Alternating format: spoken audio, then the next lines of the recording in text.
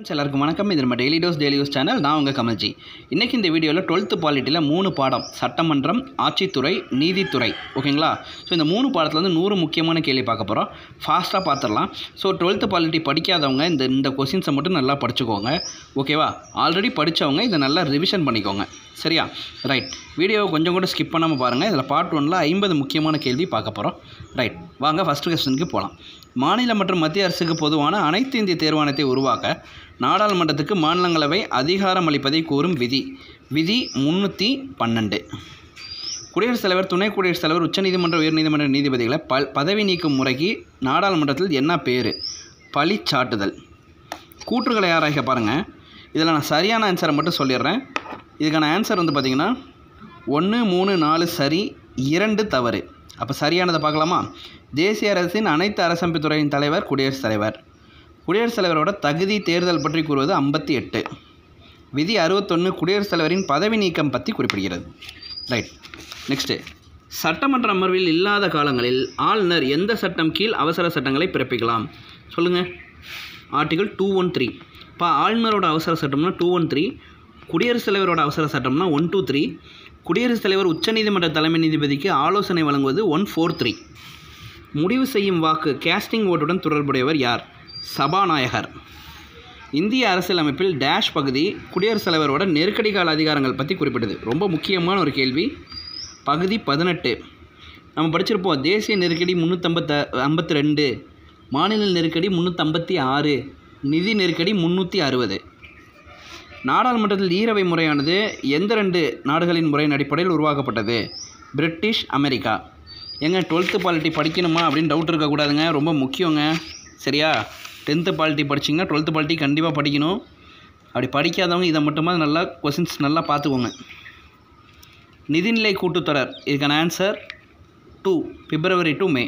குளிர்கால கூட்டுத்தொடர் November to December. கூட்டுத்தொடர் சபாநாயகர். மாநிலங்களவை கூட்டுத்தொடர் 10ல் 1 பங்கு. Option B 2341. அரசியலமைப்பின் டேஷ் உறுப்பு குடியரசுத் தலைவருக்கு ஆட்சி அதிகாரத்தை கொடுக்குது? விதி 53. பெண்களுக்கு நாடாளுமன்றம் மற்றும் சட்டமன்றத்தில் இடஒதுக்கீடு வழங்குவது பற்றி கூறும் சட்ட திருத்தம். ரொம்ப முக்கியமான ஒரு சட்ட திருத்தம், 108வது சட்ட திருத்தம். இந்த வீடியோவில் இந்த 3 பாடம் மட்டும் இல்லாமல் சில முக்கியமான சட்ட திருத்தங்களும் பார்ப்போம். உச்சநீதிமன்றங்களின் நீதிபதிகளின் எண்ணிக்கையை முடிவு செய்பவர் குடியரசுத் தலைவர். கூற்றுகளை ஆராய்க பாருங்கள். இதுலேயும் அதே மாதிரி தான் 1, 3, 4 சரி, 2 தவறு. நாடாளுமன்றம் ஒன்றிய சட்டம், தேசிய சட்டமன்றம் எனப்படுகிறது. குடியரசுத் தலைவரின் கடமை ஒரு வருடத்திற்கு 2 கூட்டுத்தொடர்களை குறையாமல் நடத்தணும். மக்களவையின் ஆயுள் காலம் 5 ஆண்டுகள். So 1, 3, 4 is correct, 2 is wrong. நிழல் அமைச்சரவை எந்த நாட்டின் நாடாளுமன்றத்துடன் தொடர்புடையது? இங்கிலாந்து. இதெல்லாம் கேட்கலாங்க. நிழல் அமைச்சரவை எந்த நாட்டு நாடாளுமன்றத்துடன் தொடர்புடையது? இங்கிலாந்து. நிதிக்குழுவை நியமனம் செய்பவர் யார்? குடியரசுத் தலைவர். ரொம்ப முக்கியமான கேள்வி. இந்திய அரசியலமைப்பின் முன்னுரையோட ஆர்டர் என்ன? இறையாண்மை, சமதர்மம், மதச்சார்பற்ற, மக்களாட்சி, குடியரசு. மழைக்கால கூட்டுத்தொடர் எப்போ? July to August. 2 அல்லது அதற்கு மேற்பட்ட மாநிலங்களுக்கு ஒரு ஆளுநர் இருக்கலாம் அப்படின்னு சொல்லக்கூடிய சட்ட திருத்தம் எப்போ வந்துச்சு? 1956, 7வது சட்ட திருத்தம். மாநிலங்களவை தலைவர் துணை குடியரசுத் தலைவர். இந்த கூற்று பாருங்கள். இந்த கூற்றில் பொறுத்த வரைக்கும் 1st, 3rd தான் கரெக்டு. மக்களவை, மாநிலங்களவை கூட்டத்தொடர்களை நடத்துவதற்கு மொத்த உறுப்பினர்களில் 10ல் 1 பங்கு இருக்கணும். அண்ட் உரிமை குழுவுக்கு பரிந்துரைப்பது சபாநாயகரின் முக்கிய அதிகாரம். இது கேட்பாங்கங்க. உரிமை குழுவிற்கு பரிந்துரைப்பது யாருடைய முக்கிய அதிகாரம்? சபாநாயகர். So answer is 13 is correct, 24 wrong. குடியரசுத் தலைவர் பதவிக்கு போட்டியிடும் ஒவ்வொருவரும் வேட்பாளரும் எவ்வளோ தொகையை நம்ம ஆர்பிஐயில் வைப்பு தொகையாக கட்டணும்? 15,000. புரியுதுங்களா? 15,000. மாநில அவசர நிலை பற்றி குறிப்பிடுவது? விதி 356. இப்போ தேசியனா எப்போப்பா? 352. நிதி சார்ந்தனா 360. மாநிலத்தின் ஒதுக்கு நிதியின் பாதுகாவலர் யார்? ஆளுநர். பெண்களுக்கு இந்த சட்டமன்றம், நாடாளுமன்றத்தில் நம்ம கூட பார்த்தோம்ல 108வது சட்ட திருத்தம், இது மாநிலங்களவையில் எந்த ஆண்டு நிறைவேற்றப்பட்டதுன்னா 2010. ஒன்றிய ஆளுகைக்கு உட்பட்ட பகுதி, பழங்குடி, பட்டியலின பகுதிகளை நிர்வாகம் செய்பவர் யார்? குடியரசுத் தலைவர். 25வது கேள்வி பின்னாடி பார்க்கலாம். நெக்ஸ்ட்டு கூற்றுகளை ஆராய்க. இதில் பார்த்திங்கன்னா ஃபஸ்ட் ஒன் கரெக்டு. 52 to 78 பிரதமரை பற்றி குறிப்பிடுது. அமெரிக்க நாடாளுமன்ற முறை, இதுவும் கரெக்டு. 4 இந்திய அரசாங்கத்தின் தலைவர் பிரதமர். அரசின் தலைவர்னால் குடியரசுத் தலைவர். அப்போ இந்த இதில் 1 2 4 கரெக்ட், 3 ராங். இப்போ ஆப்ஷன் ஏ. நெக்ஸ்ட்டு பாருங்கள், ரொம்ப முக்கியமான ஒரு பொறுத்துக. ஆளுநரின் நியமனம் சொல்லுங்கள். விதி 155, பதவிக்காலம் 156, தகுதி 157, ஒரு மாநிலத்துக்கு ஒரு ஆளுநர் 153. ஓகேங்களா? ஸோ அப்போ நியமனம் என்னதுங்க 55, பதவிக்காலம் வந்து பார்த்திங்கன்னா 56, தகுதி 57, ஒரு மாநிலத்துக்கு ஒரு ஆளுநர் என்பது 153. அப்போ ஆப்ஷன் பி. புரியுதுங்களா? ரைட். ஸோ ஃபாஸ்ட்டாக போகிறேன்னு பார்க்காதீங்க, டைம் இல்லை. இன்னும் நம்ம குரூப் 4க்கு ரிவிஷன் பண்ணணும். ஆளுநர் மக்களவையின் மொத்த உறுப்பினர் எண்ணிக்கையில் எவ்வளோவில் ஒரு பங்கு நியமிக்கிறார்? 6ல் ஒரு பங்கு. ஒரு மாநிலம் தேசிய அரசின் கட்டளைகளை ஏற்காத போது, அரசியலமைப்பு விதிகளுக்கு இணங்காமல் இருக்கும்போது குடியரசுத் தலைவர் அந்த மாநிலத்தில் ஆட்சி ஏற்படுத்துறதை பற்றி சொல்லக்கூடிய விதி. இந்த இதை நல்லா பாருங்களேன். ஒரு ஸ்டேட் இருக்குன்னா, ஒன்று தேசிய அரசின் கட்டளைகளையும் ஏற்காது, அரசியலமைப்பு கொள்கைகளையும் ஏற்காது. அப்படி இருக்கிறப்ப குடியரசுத் தலைவரே தானாக முன் வந்து ஆட்சி அமைக்கிறத பற்றி சொல்லக்கூடிய 365 விதி 365. புரியுதுங்களா? ரைட். மாநிலங்களவை உருவாக்கப்பட்ட நாள் 1952 ஏப்ரல் 3. ஓகேவா? 1952 ஏப்ரல் 3 மாநிலங்களவை உருவாக்கப்பட்ட நாள். எப்போ? 1952 ஏப்ரல் 3. ஒரு வருடத்தில் நாடாளுமன்றம் எத்தனை கூட்டத்தொடர்களை நடத்துகிறது? 3. குடியரசுத் தலைவர் தமது அலுவலகத்தில் நுழைந்த தேதி முதல் 5 வருட காலத்துக்கு பதவி வகிப்பார்னு சொல்கிறது எது? விதி 56. கேபினட் அமைப்பின் அடிப்படை தூணாக பிரதமர் இருப்பார் சொல்கிறது மார்லே பிரபு. நாடாளுமன்றத்தின் அலுவல் மொழியாக இந்தியும் ஆங்கிலமும் இருக்கும். ரொம்ப முக்கியமான கேள்விங்க.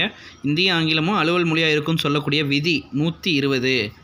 அரசியலமைப்பின் டேசாது திருத்த சட்டப்படி ஒரு உறுப்பினரை கட்சித் தாவலின் படி தகுதி இழப்பு அல்லது ஒழுங்கு நடவடிக்கை சபாநாயகர் மேற்கொள்ளலாம்னு சொல்கிறது 52. இந்த 52வது சட்ட திருத்தம் 1985 வந்திருக்கும். இதை தான் நம்ம கட்சித் தாவல் தடை சட்டம்னு சொல்லுவோம். மொத்த உறுப்பினர் என்னப்பா? 545. 2 மக்களால் தேர்வு 543, பெரும்பான்மை 272, ஆங்கில எண் 2. அப்போ 2 3 4 1 2 3 சரி 2 3 ரைட்டுங்களா? 1 4. அப்போ ஆப்ஷன் பி. பெரும்பான்மை 272, ஆங்கில எண் 2. 2 3 1 4. ரைட். பிரதமரின் அலுவலகம் டேஷ் வரை பிரதமரின் செயலகம் எனப்பட்டது 1997. சபாநாயகர் வந்து ஒரு நாட்டின் சுதந்திரம் மற்றும் விடுதலையின் சின்னமாக திகழ்கிறான்னு சொன்னவர் யார்? இந்த கூற்றுகள்லாம் நல்லா படிங்க. சொன்னவர் யாருன்னா ஜவஹர்லால் நேரு. ரைட். நெக்ஸ்ட் இதை பாருங்கப்பா. குடியரசுத் தலைவர் வந்து பார்த்திங்கன்னா 3 விதமான அவசர நிலை பிரகடனங்களுக்கு மக்களவை மாநிலங்களை ஒப்புதல் அளிக்கிறது. ஃபர்ஸ்ட் ஒன் சரியா? சரி. தேர்ட் ஒன் சரி. ஃபோர்த் ஒன்று சரி. 2 மட்டும் தவறு. அப்போ பார்த்துக்கோங்க இந்த கூற்றை. 1 3 4 சரி, 2 தவறு. குடியரசுத் தலைவரால் மாநிலங்களுக்கு நியமிக்கப்படும் உறுப்பினர்கள் 12. மக்களவையின் கூட்டங்களை நடத்துபவர் துணை குடியரசுத் தலைவர். அப்போ கூட்டங்களை கூட்டவும் ஒத்தி வைக்கவும் கலைக்கவும் அதிகாரம் பெற்றவர் யார் சார்னு கேட்டிங்கன்னா ஆளுநர். கூட்டங்களை நடத்துபவர் பார்த்திங்கன்னா துணை குடியரசுத் தலைவர். ஒன்றிய ஆட்சித்துறை பற்றி கூறும் பகுதி 4 ஆப்ஷன் பி. இந்த இதில் பாருங்கள், மாநில அமைச்சரவை குழு பற்றி விதி 163 கூறுது. கரெக்டு.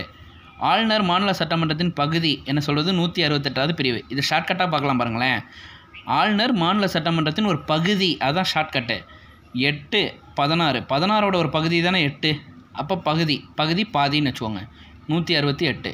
குடியரசுத் தலைவரின் மரணத்தின் போது துணை குடியரசுத் தலைவர் அதிகபட்சமாக எத்தனை மாதம் இருக்கலாம்? 6 மாதம். மாநிலங்களவை உறுப்பினரின் பதவிக்காலம் 6 ஆண்டுகள். அப்போ அனைத்தும் சரி. அரசியலமைப்பு திருத்தத்தில் சட்டத்தில் மாற்றம் கொண்டு வருவதை பற்றி குறிப்பிடப்படும் விதி 368. நிதி சட்ட முன்வரைவு டேஷ் நாட்கள் வரை மட்டுமே மாநிலங்களவையில் வச்சிருக்க முடியும்? 14 நாட்கள். மாநில குழுவின் உறுப்பினர்களை செனட்டர்கள் என எந்த நாட்டில் அழைக்கப்படுகின்றன? ஐக்கிய அமெரிக்க நாடு. கூற்றுகள் பாருங்கள். இந்த கூற்றை பொறுத்தவரையும் பார்த்திங்கன்னா இதில் வந்து மாநில மக்களவைக்கு தகுதியானவை இது மாநில சட்டமன்றங்கள். இதில் வந்து 2 மட்டும்தான் சரி. 1 3 4 தவறு. புரியுதுங்களா?